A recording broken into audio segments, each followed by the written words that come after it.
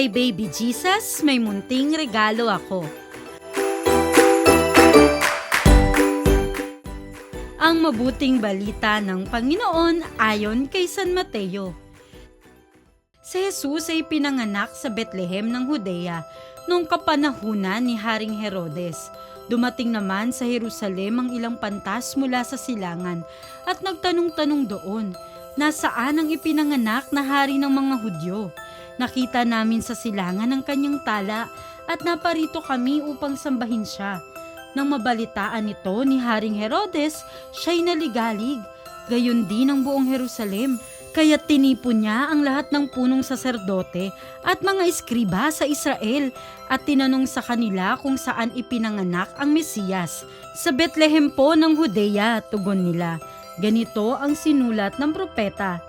At ikaw, Bethlehem, sa lupain ng Huda, ay hindi nga huli sa mga pangunahing bayan ng Huda, sapagkat sa iyo lilitaw ang isang pinuno na mamamahala sa aking bayang Israel. Nang mabatid ito, lihim na ipinatawag ni Herodes ang mga pantas at itinanong kung kailan lumitaw ang mga tala at pinalakad niya sila patungong Bethlehem matapos pagbilinan ng ganito. Humayo kayo at inyong hanapin mabuti ang sanggol. Kapag inyong natagpuan, ibalita agad ninyo sa akin upang ako may makasamba sa kanya. At lumakad na nga ang mga pantas. Muli silang pinangunahan ng talang nakita nila sa silangan hanggang sa sumapit ito sa tapat ng kinaroroonan ng bata. Gayon na lang ang galak ng mga pantas nang makita ang tala. Pagpasok sa bahay, nakita nila ang bata sa piling ng kanyang inang si Maria. Lumapit sila at nagpatira pa at sinamba ang bata. Binuksan nila ang kanilang mga sisidlan at inihandog sa kanya ang dala nilang ginto, kamanyang at mira. Nang sila'y pabalik na, sinabi sa kanila ng Diyos sa pamamagitan ng panaginip na huwag na silang babalik kay Herodes, kaya nag-iba na sila ng daan pauwi.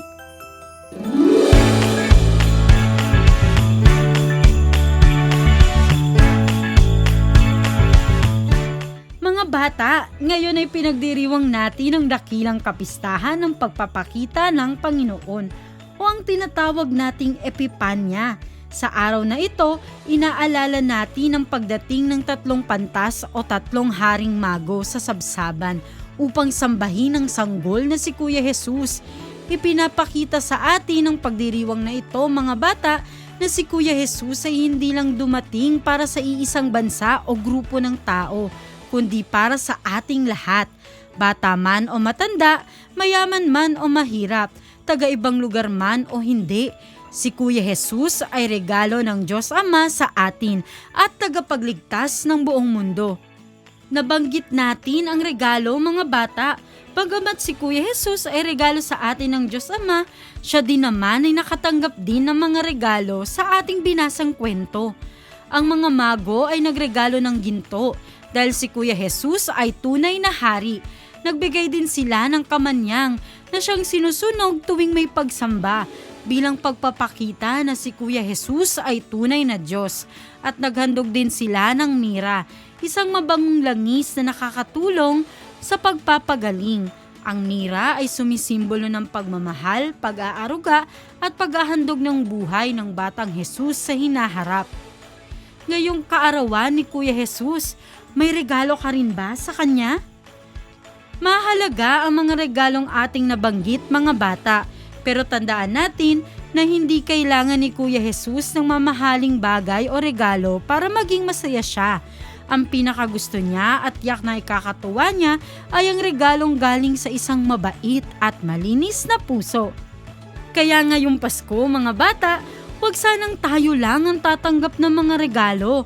Sana'y si Kuya Jesus din na siyang dahilan kaya tayo may Pasko ay makatanggap ng mga munting regalong mula sa ating puso.